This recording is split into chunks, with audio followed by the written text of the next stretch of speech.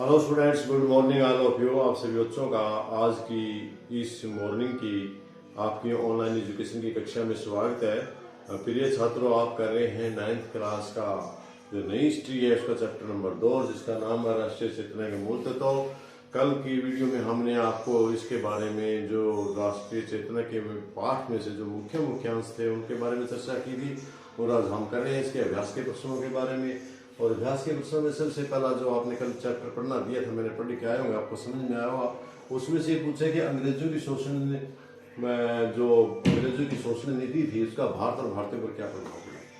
देखिए, सीधी सी बात है कि हमने चैप्टर पढ़ाते हुए आपको बताया था कि भारतीय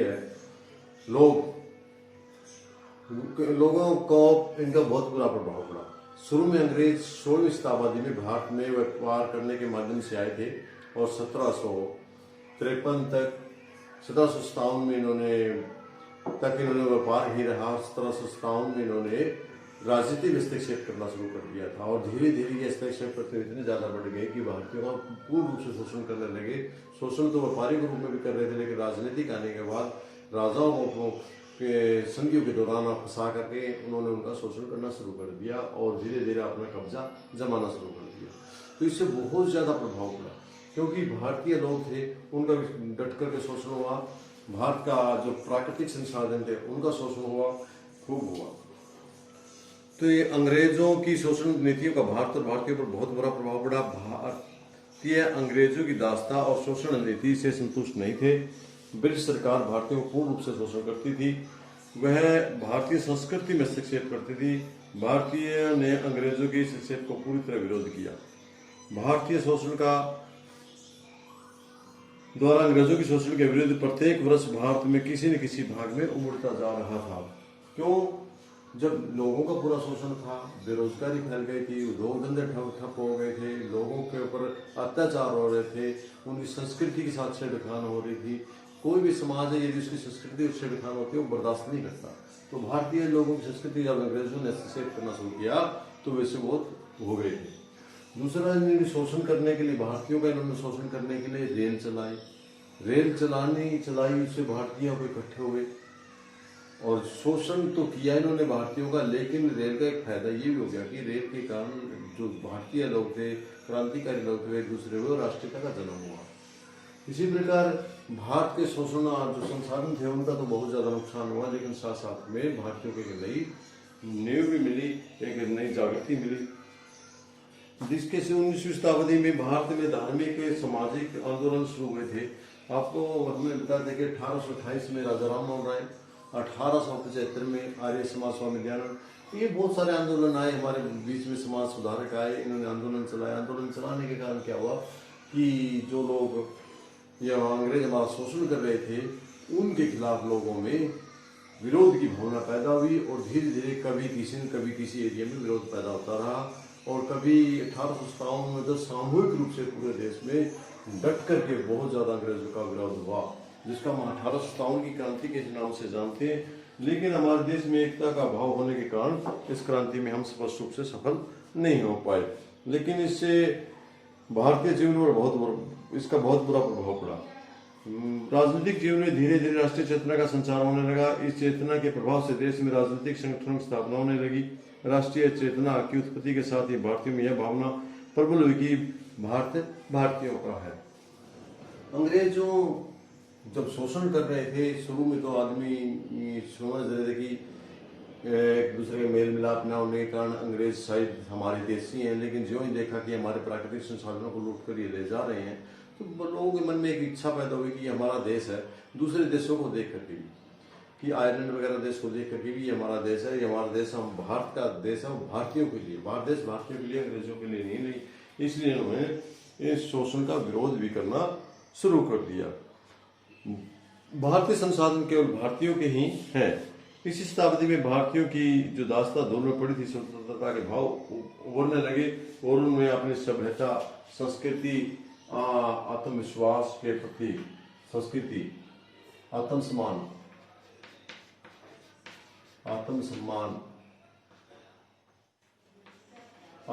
पैदा हुआ। तो अपने खुद के प्रति, अपनी संस्कृति के प्रति, अपने देश के प्रति राष्ट्रीयता की भावना पैदा होने लगी।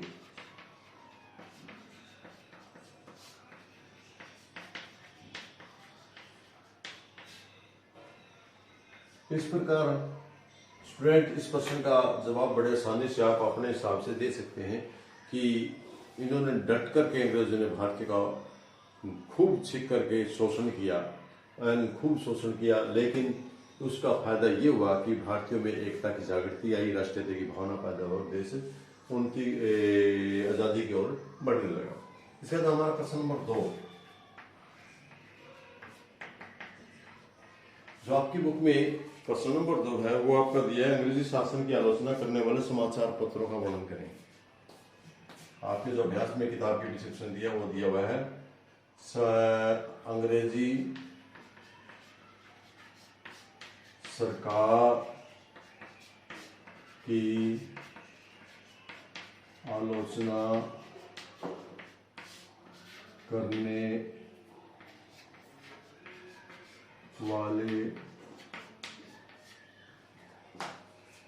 समाचार पत्रों का उल्लेख करें। हमने कुछ ऐसे समाचार पत्र बताने हैं जिन्होंने आज़ादी के लिए या देश के लिए अंग्रेजी सरकार के खिलाफ विद्रोह पैदा करने में लोगों का सहयोग किया, उनके नाम बताने हैं। प्रिय स्टूडेंट, जैसे कि आपको हमने पिछले अध्याय में आपको बताया था कि 19वीं शताब्दी में के शुरुआत में ही, यानी 1828 में, 19वीं शताब्दी की शुरुआत में ही 1828 में राजा राम मोहन राय आए थे। मोहन राय एक बहुत अच्छे समाज सुधार हुए हैं, इनके बारे में हम पहले पिछले चैप्टर में पढ़ भी चुके हैं। इन राजा राम मोहन राय 1828 में आए। इन्होंने शुरुआत में भारतीयों की समाज में जो कुर्तियां फैली थी उनका विरोध करते हुए देश को आगे बढ़ाने के लिए, अंग्रेजी सरकार की आलोचना करने के लिए कुछ समाचार पत्र निकाले थे। उनके नाम हैं बंगदूत।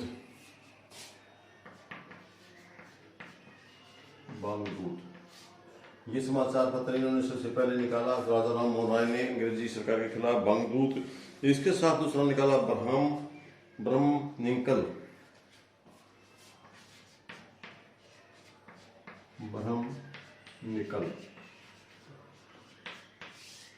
और ये दूसरा समाचार पत्र था। और इसके साथ एक तीसरा समाचार पत्र और निकाला था उन्होंने, जिसका नाम था संवाद कौमुदी।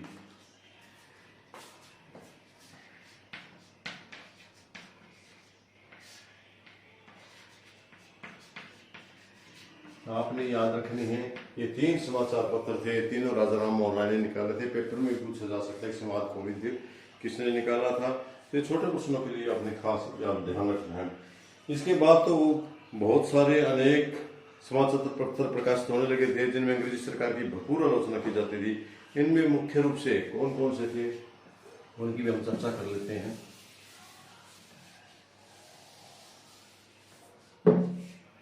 राजा राम मोहन राय के अलावा इसमें जो हमारे समाचार पत्र जो अंग्रेजी सरकार के खिलाफ थे उनमें विशेष करके बंगाली हिंदू प्रकाश,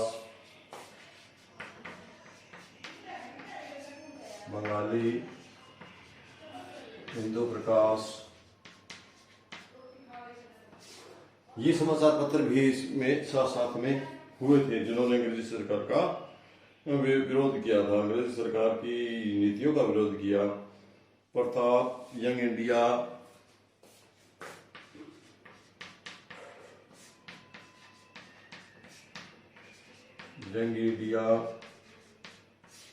ये भी अखबार छपे और इन्होंने भी अंग्रेजी जो नीतियां थी उनका विरोध किया।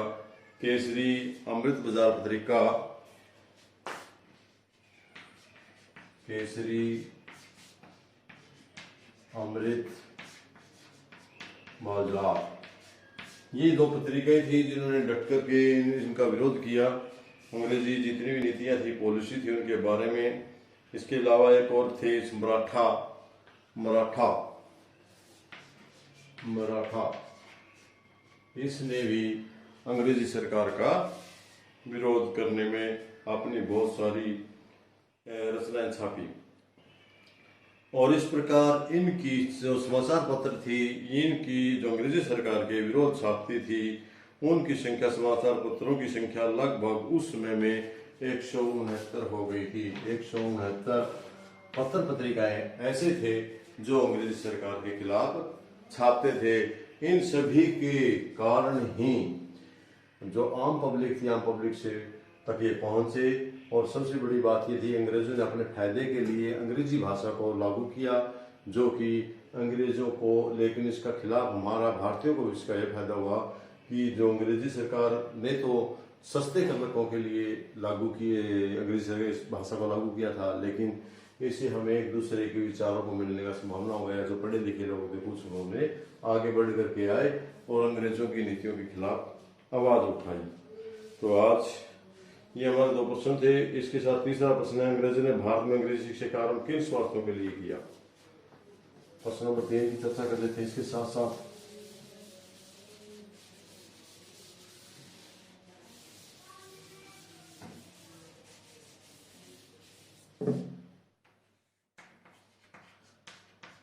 अंग्रेजी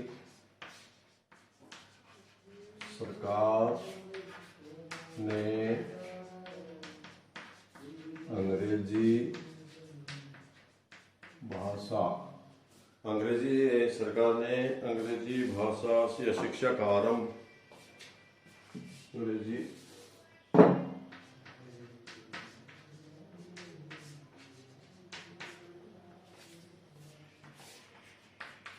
आरंभ किन उद्देश्यों के लिए किया। इसमें प्रश्न आपको पूछेगी कि जो अंग्रेजी सरकार ने अंग्रेजी शिक्षा शुरू की थी भारत में, वो किन उद्देश्यों के लिए, किन स्वार्थों के लिए क्या, और भारतीयों ने कैसे लाभ उठाया, ये भारतीयों के लिए कैसे लाभ पड़ रही है।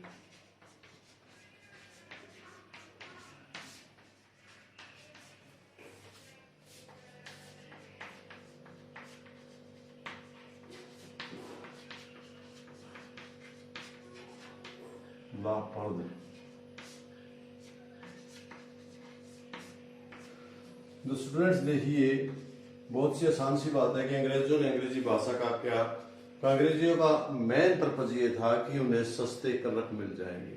सबसे मेन पर्पज था जो अंग्रेजी शिक्षा भारत में उन्होंने चलाई, इनका पर्पज ये था कि हमें काम करने के लिए ये लोग हमारे भारतीयों के बीच, अंग्रेजी लोगों के बीच कड़ी का काम करेंगे। अंग्रेजों ने भारत में अंग्रेजी का प्रयोग 1835 में किया था, लॉर्ड मैकाले से। 1835 में लॉर्ड मैकाले ने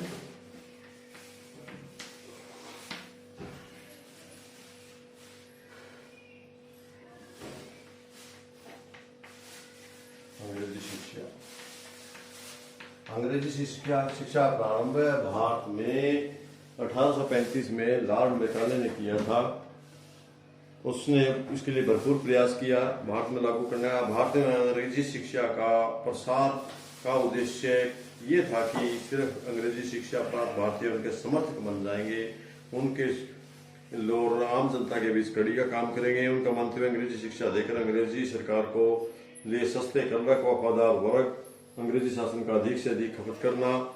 जो अंग्रेज सामान लेके आए करते थे, जो अंग्रेज या भारतीय प्राकृतिक संसाधनों का शोषण करके अपने देश में लेकर के उनको कच्चे माल से पक्के माल में बदल करके लेके आएंगे, उसको खपाने के लिए उनको सस्ते एक ऐसा वर्ग तैयार हो जाएगा जो वर्ग उनकी हेल्प करेगा और जो उनके सामान जो बाजार से बिका उसको मार्केट में देगा। क्योंकि अंग्रेजों ने कभी भी भारत को भारतीय देश के विकास नहीं किया, उन्होंने सिर्फ अपना एक बाजार समझा हुआ था जहाँ पर वो अपना माल सस्ते महंगी दरों पर बेचते थे। जो माल हमारे देश से कच्चा प्राकृतिक संसाधन ले जा करके उनको कन्वर्ट करके महंगी दर पर बेचते थे। लॉर्ड मैकाले अंग्रेजी शिक्षा के आरंभ करने की शिक्षा द्वारा ऐसे व्यक्ति तैयार करना चाहते थे जो आत्मा और आस्था से ब्रिटिशवादी होंगे और अंग्रेजी साहित्य के संपर्क में आएंगे।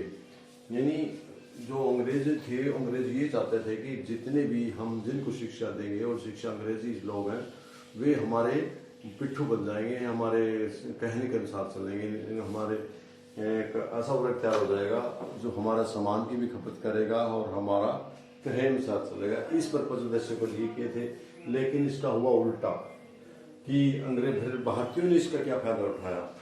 भारतीयों ने अंग्रेजी शिक्षा का लाभ बड़ा अच्छे ढंग से उठाया। इन्होंने एक नए भारतीय बुद्धिजीवी का उदय हुआ, रूसो, वॉल्टेयर, इनमें कुछ नेता थे जो मुख्य रूप से अंग्रेजी विद्वान थे भारतीय। एक थे रूसो, वॉल्टेयर, रूसो,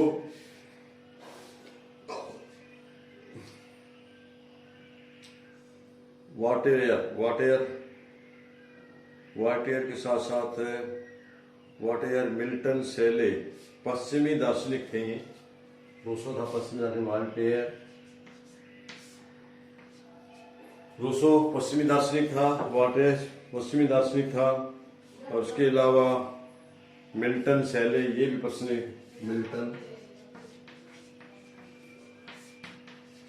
सेले ये सारे पश्चिमी दार्शनिक थे। इन पश्चिमी दार्शनिकों ने साहित्यकारों को पढ़ा, लोगों ने पढ़ा। जो अंग्रेजी जो हमारे अंग्रेजों ने अंग्रेजी दी, उन अंग्रेजियों ने पश्चिमी जो साहित्यकार थे, रूसो था, वाल्टेयर था, मिल्टन था, इनके साहित्य को पढ़ा और इनके साहित्य को पढ़ करके इस साहित्य में से उन्होंने 1789 को फ्रांसीसी क्रांति और आयरलैंड की स्वतंत्रता संघर्ष से प्रेरणा लेकर के स्वतंत्रता शासन की ओर अग्रसर हुआ। मतलब जब तक भारतीय सिर्फ हिंदी जानते थे, अंग्रेजी नहीं जानते थे, वे सीमित क्षेत्र में फैले हुए थे। जब अंग्रेजों ने इनको पढ़ा करके अंग्रेजी शिक्षा का प्रचार प्रसार शुरू कर दिया, तो जो अंग्रेजी बुद्धिजीवी वर्ग तैयार हुआ, उस वर्ग ने पश्चिमी देशों के दार्शनिकों की परिभाषाएं पढ़ी और आयरलैंड देश को समझा। दूसरे देशों में जहां पर भी देश की आज़ादी के लिए लड़ाई हुई, जो संघर्ष हुए, उन संघर्षों को पढ़ करके उनसे प्रेरणा ली और प्रेरणा लेकर के अंग्रेजी सरकार के खिलाफ हुई। यह कहने का भाव यह की है कि जो अंग्रेजी सरकार थी, उन्होंने अंग्रेजी शिक्षा को अपने स्वार्थ के लिए लागू किया था, लेकिन भारतीयों को एक सुनहरा मौका मिल गया जिसके जरिए उन्होंने अपने बुद्धि वर्ग को दूसरे देशों की स्वतंत्रता, दूसरे देशों से, आयरलैंड जैसे वर्ग के देशों से उन्होंने प्रेरणा लेकर के अपने देश की स्वतंत्रता के लिए संघर्ष करना शुरू किया। तो आज की चैप्टर में आपका इतना ही काफी, ज़्यादा लंबा हो गया आपका आज का। तो कल आप ये तीनों क्वेश्चन अच्छे से याद करके लिख कर आएंगे। कल फिर मिलते हैं, तब तक के लिए धन्यवाद। Thank you.